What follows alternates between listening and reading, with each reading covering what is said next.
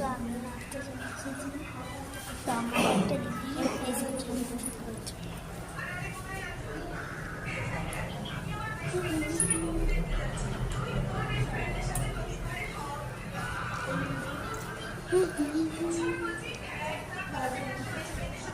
তো এইখানে আমাদের নাচ হবে। ওই আমার বুনি, ওইখানে একটা বুনি বসে আছে,